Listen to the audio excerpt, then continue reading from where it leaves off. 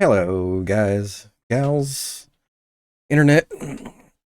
I warned you in the last video that I was thinking about making a video about lock stitches, and I think I'm ready to do that now. So, lock stitches. Lock stitches are super important. At the beginning and the end of each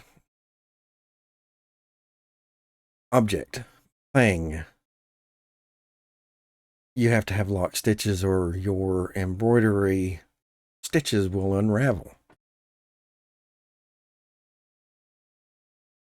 And whatever you do in between that, from the beginning to the end of that thing, say a letter, for example, when you're making a letter and you have to have several columns and several running stitches, the beginning of the first stitch in that letter and the last stitch in that letter, they have to have lock stitches. But everything happens in between those 2 points. You don't need lock stitches as long as you don't have trims and you don't have jump stitches. You can't have trims, you can't have jump stitches. As long as you have those 2 things settled, you don't need lock stitches. So what's the problem with a lock stitch? Here, I will show you what a problem with the lock stitch is. This is a 4x4 document. I'm going to zoom way in so I can make a ridiculously small object. Yeah, that works. Let's go with a 0.3 width. Yeah, really small object. Nothing that you would actually stitch out as a satin stitch. But this will give us a little idea of what I'm talking about. Vert line to satin. Okay. That might be too small. We're going to make it just a little bigger.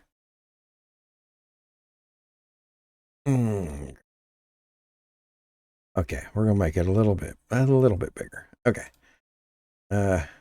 Rams. Grab. That's just me. Linux. That's a Linux thing. Okay, so I have 16 stitches in this little object here. This is a wee little pretend satin stitch, and it has 16 stitches.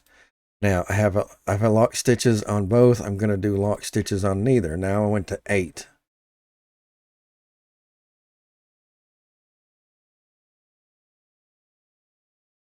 Okay, I'm going to go back to both and apply and quit. Now we're going to do a preview.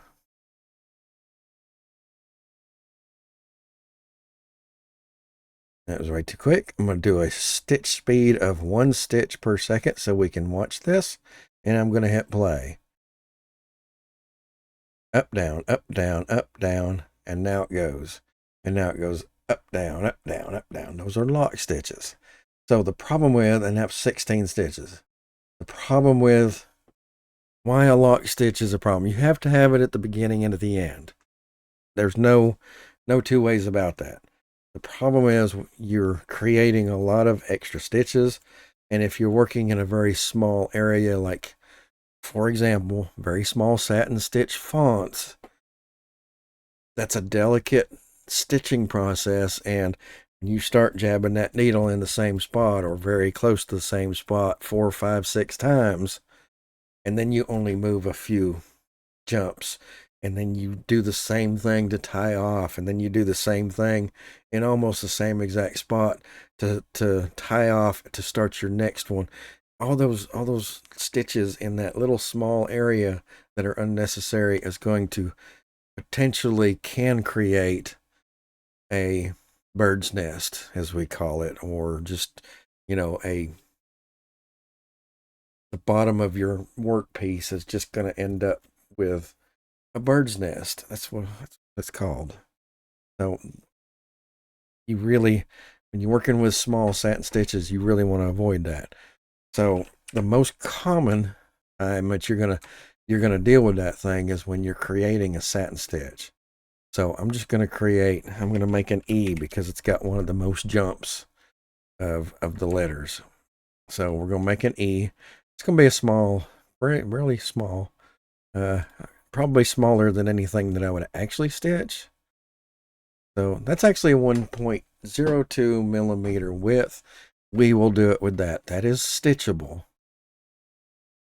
Okay, I hear you. No fun if it ain't a challenge, right? I heard you. I know. I agree. So what do we have here? About a half a mil on that one, and then this main body's probably going to be about 7.7, 0.6 mil. Okay, so this is a really small. This will end up being a really small satin stitch, and we're going to go ahead and go into our layers. And nope, fill and stroke. Sorry, my bad. They moved it. Fill and stroke. I'm going to drop my opacity down so that you can see what I'm doing.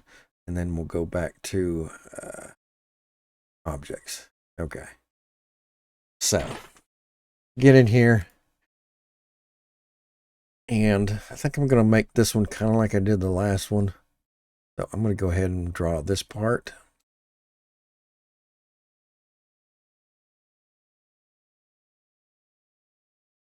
Ooh, that's thick.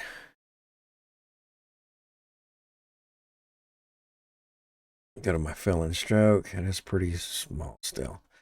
And I want both of those, and I want to make them smaller so I can see what I'm doing. That's better. Okay, we'll go with that. And path combine.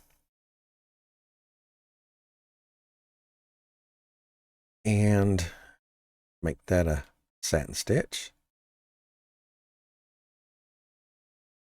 And I'm going to leave all the lock stitches, and I'm going to leave everything default, because in Inkstitch, every time you create another object, it defaults to allow lock stitches both, and then we'll adjust it later on and we'll see the difference.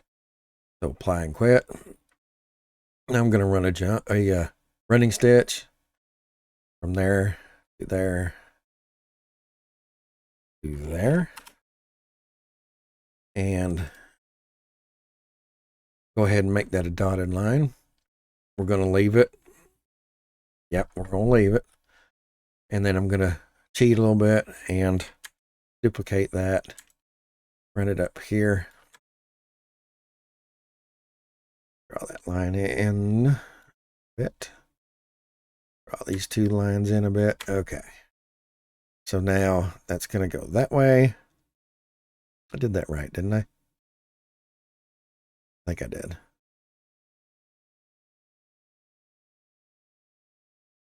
Yes. Okay. Now we're going to do another from there up to there, there. And dotted line that. Grab that. Duplicate. You know what? I should go ahead and duplicate that one instead. Flip it over. Okay. And then I'm free to just go ahead and run that down.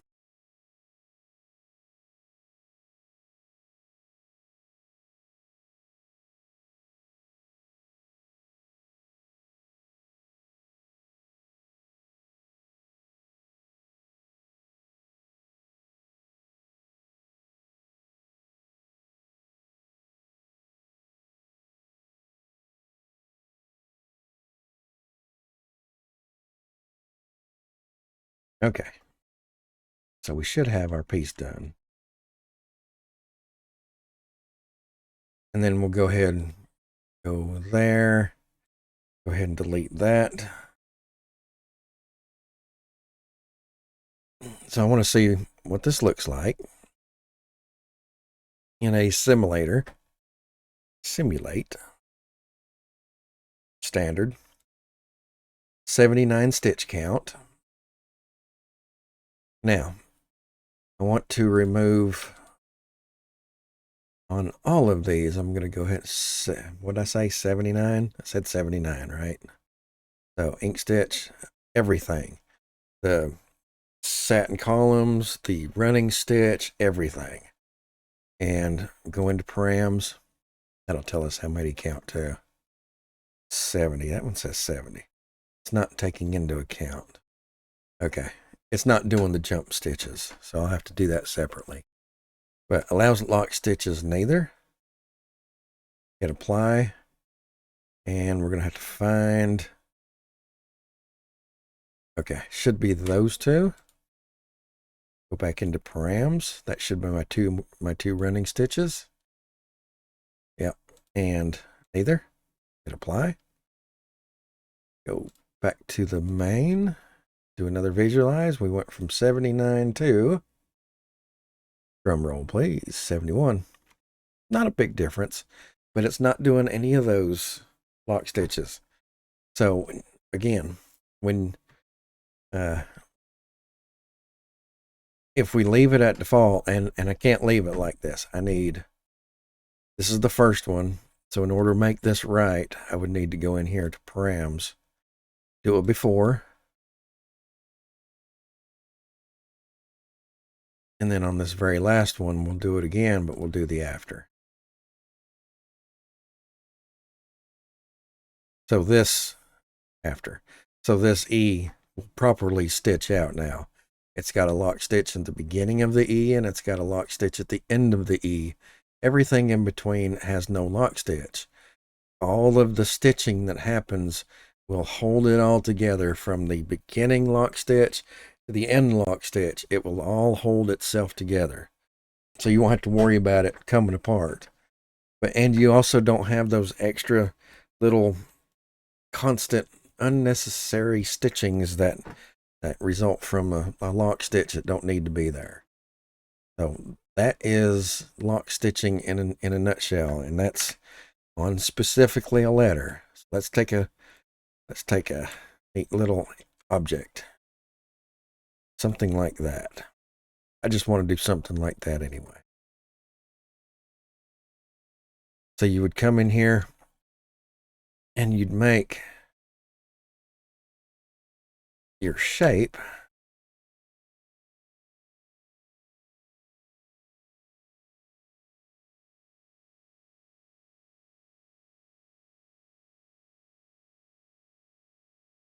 Combine those two together. Okay. Stitch params. One of these days, I still have not set shortcuts for Inkstitch. Isn't that amazing? Much as I use it. Okay, so wow, that's pretty nice. So right here, neither. No, that's not right. Right here, before. I want it on the before. And then we're gonna go from here up to the end, the running stitch. And then I'm going to take this one, I'm going to duplicate it. I don't know how well this is going to work, but we're going to try it anyway. Put it right about there.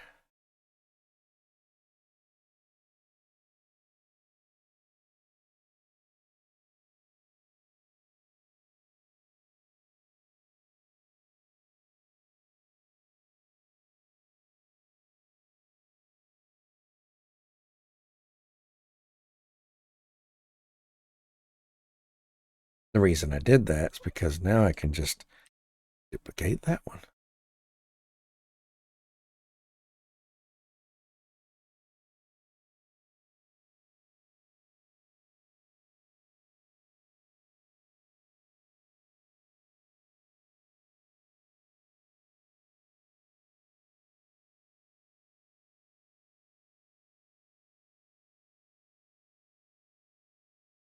You know what I did wrong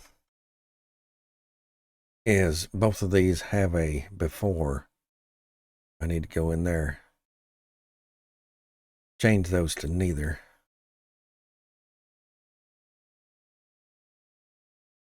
I need to change this to neither.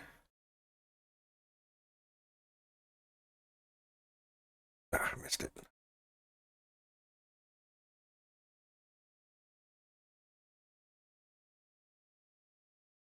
Oh, it's already on neither. Did I change that to neither? I must have.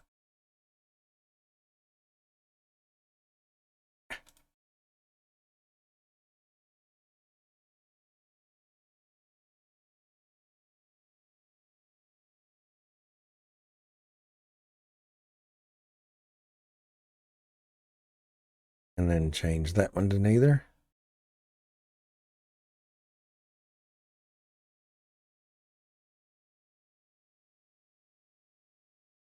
And we can continue on.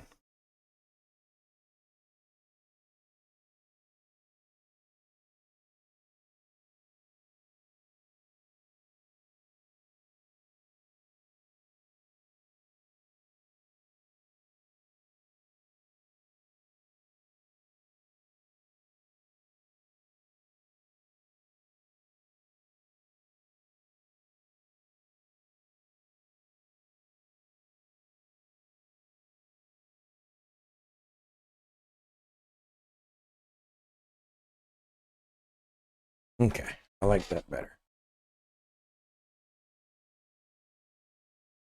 Duplicate that one.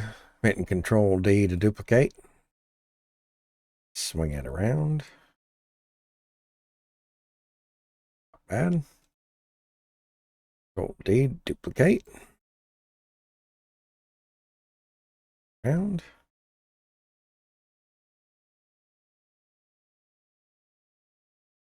I don't know how I did that, but that was a neat trick. Somehow I clicked and got the nodes tool. How'd I do that? You got to remember that I came into Inkstitch not knowing anything about Inkscape. So everything that I've learned for Inkscape has been for Inkstitch. So when I do something neat and cool like that, I don't know what I did, but it was neat and it was cool. Okay, I'm done now.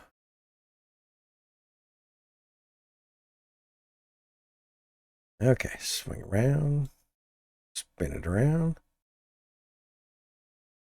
bring it down, put it in place. One more. Okay. Swing around, put it in place. Duplicate. Swing it over. Swing it around. Put it in place. Hit it again. How did I do that? Is it because I double? No. It is because I double click. But that's supposed to make the directional arrows. I'm so confused. I think it's because I genuinely double clicked. So, okay. I think I figured it out. Okay. Get rid of that. On that very last object, we need to do a lock stitch at the end. Params. After.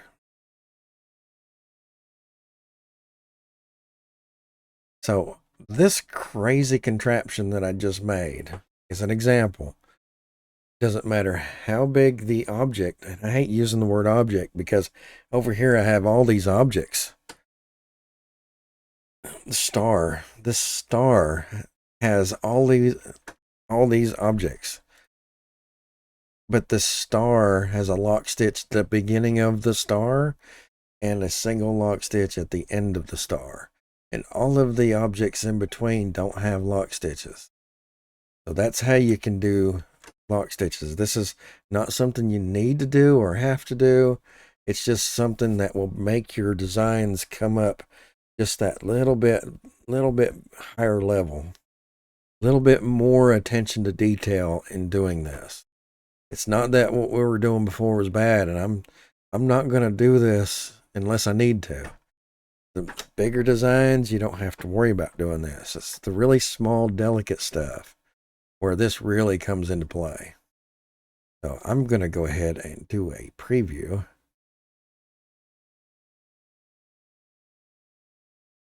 861 stitches, and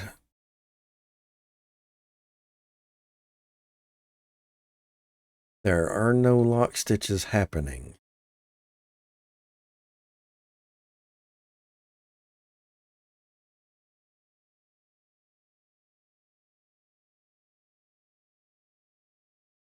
That's cool.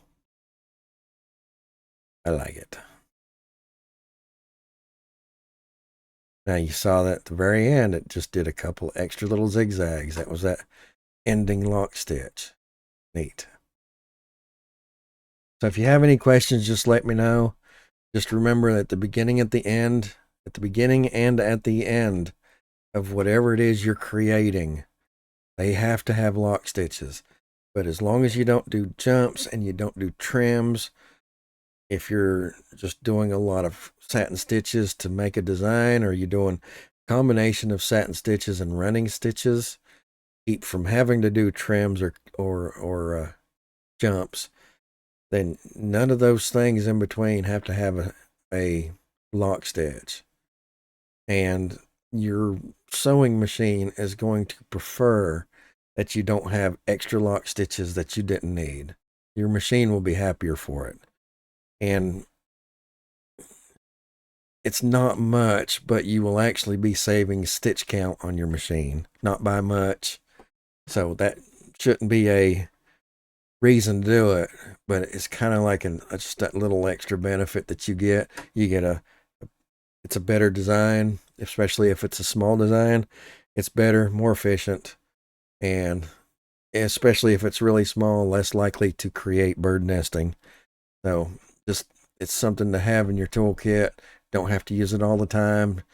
But anyway, if you like what I do here, please like and subscribe. Make an old trucker happy. Till next video, guys, thanks for watching.